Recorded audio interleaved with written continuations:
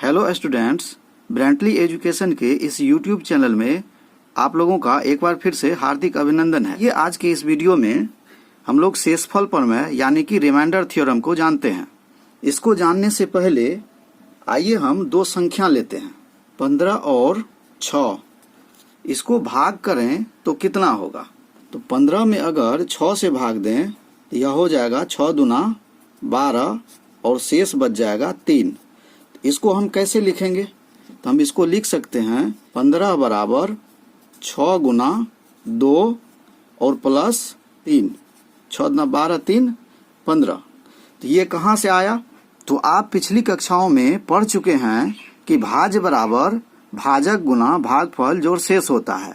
तो इस आधार पर भाज्य यहाँ 15 है और इस भाज्य के बराबर भाजक यानी कि 6 और भागफल यानी कि 2 को गुना करके शेष यानी कि 3 को जब इसमें जोड़ देंगे तो यह 15 के बराबर हो जाता है। अगर 12 को 6 से भाग दिया जाए तो क्या होगा? तो 12 में 6 से भाग देने पर यह 2 बार में कट जाएगा, तो 6 दूना 12, शेष बच जाएगा 0। तो इसको हम कैसे लिखेंगे? तो इसको लिख सकते हैं 12 बराबर 6 गुना 2 जोड़ शेष। तो हम यहाँ क्या देखते हैं? हम यहाँ देखते हैं कि शेषफल 0 प्राप्त हुआ। यहाँ शेषफल 0 है। तो हम कह सकते हैं 6 12 का एक गुणनखंड है या 12 6 का एक गुणज है। तो अब यहाँ प्रश्न यह उठता है कि क्या एक बहुपद को दूसरे बहुपद से भाग दें तो क्या होगा? कि मान लीजिए कि अगर हमारे पास एक बहुपद px है, इसको अगर gx से भाग दें तो क्या होगा? क्या इसको हम भाग दे सकते हैं? तो आइए करके देखते हैं इसको। मान लीजिए कि हमको px बराबर 3x square plus x minus 1 दिया हुआ है और gx बराबर x प्लस 1 दिया हुआ है। तो यहाँ भाज्य बराबर 3x square plus x minus 1 है तथा भाजक gx बराबर x प्लस 1 है। इसको अगर भाग दें तो क्या हम इसे भाग दे सकते हैं? आइए करके देखते हैं इसे। px भागा gx बराबर क्या होगा? यहाँ हम लिखेंगे 3x square plus x minus 1 और gx हमको दिया हुआ है x प्लस 1। अगर पहले पद को कटाएंगे तो क्या होगा? x में 3x से गुना करें तो यह हो जाएगा 3x स्क्वायर प्लस 3x। अब इसको घटाएंगे तो इसका चिन्ह बदल जाएगा, तो यह पद कट जाएगा। 3x में से x जाएगा तो बच जाएगा माइनस 2x माइनस 1 इसका है। तो अब इसको कटाने के लिए क्या करना पड़ेगा?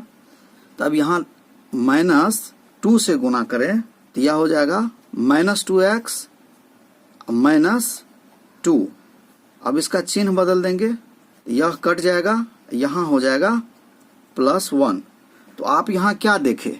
तो हमको यहाँ qx बराबर 3x माइनस 2 प्राप्त हुआ और rx यानी कि रिमाइंडर 1 प्राप्त हुआ। अब यहाँ आप ध्यान दीजिए कि px हमको इतना दिया हुआ है, gx इतना दिया हुआ है, तो इस px को हम क्या लिख सकते हैं? यानी कि 3x square plus x minus 1 बराबर हम लिख सकते हैं x प्लस 1 गुना 3x माइनस 2 प्लस 1। तो यह कहाँ से आया? यह आया भाज्य बराबर भाजक गुना भागफल जोड़ शेष से।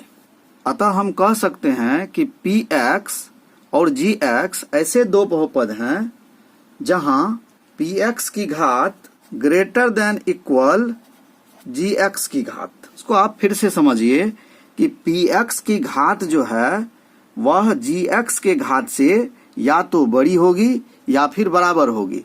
तो यहाँ px की घात 2 है और gx की घात 1 है।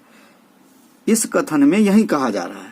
व्यापक रूप में कहें तो हम यहाँ बहुपद px और gx को भाग देकर भागफल qx और शेष RX प्राप्त कर सकते हैं, जिससे PX बराबर GX into QX plus RX प्राप्त होता है। यहाँ RX की घात या तो शून्य होगी या RX की घात GX की घात से छोटी होगी। तो इस बात को आप यहाँ समझिए कि RX जो है शेषफल यहाँ 1 प्राप्त हुआ है और GX जो है वह x प्लस 1 है। तो यानी कि यहाँ GX की घात 1 है और RX की घात 0 है। इस कथन का यही मतलब हुआ। तो यहाँ तक आप समझ गए। चलिए अब जानते हैं कि शेषफल प्रमेय यानी कि रिमाइंडर थ्योरम क्या कहता है। शेषफल प्रमेय कहता है कि मान लीजिए कि PX 1 से अधिक या 1 के बराबर घात वाला एक बहुपद है और मान लीजिए A कोई वास्तविक संख्या है। यदि PX को रैखिक बहुपद x माइनस a से भाग दिया जाए तो शेषफल PA प्राप्त होता है। अब ये लंबा चौड़ा सा एक स्टेटमेंट दिया हुआ है, आप इसको समझ नहीं पाए होंगे। तो यहाँ सीधा सा कहने का अर्थ है कि दो बहुपद PX और GX को अगर भाग दें तो हमको भागफल जो है वो PA प्राप्त हो जाएगा, जहाँ A कोई अचर संख्या है। तो आइए इसको सिद्ध करने का प्रयास करते हैं। मान लीजिए PX 1 या 1 से अधिक घात वाला एक बहुपद है और मान लीजिए कि जब PX को x माइनस a से भाग दिया जाता है तो भागफल QX होता है और शेषफल RX होता है। अर्थात PX बराबर x minus a into QX plus RX। आपको बता चुके हैं कि PX जो है वह भाज्य है, x माइनस a भाजक है और QX जो है वह भागफल है तथा RX शेषफल है। तो हम यह पहले से जानते हैं कि भाज्य बराबर भाजक गुना भागफल जोड़ शेष होता है। इसी बात को इस स्टेटमेंट में लिखा गया है। अब यहाँ x माइनस a की घात कितनी है?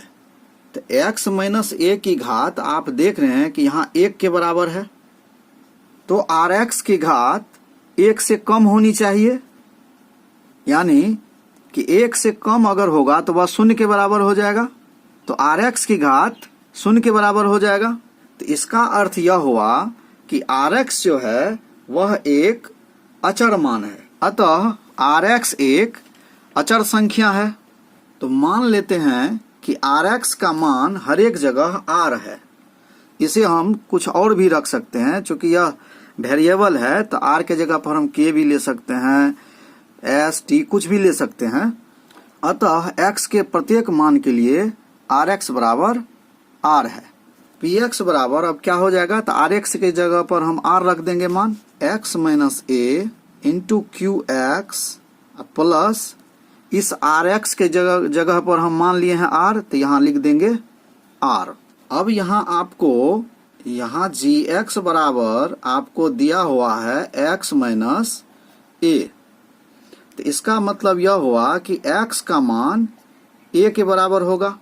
इसका शून्यक अगर निकालें, GX बराबर x माइनस a अगर है तो x बराबर क्या हो जाएगा? तो x माइनस a बराबर 0 है, तो x बराबर a हो जाएगा।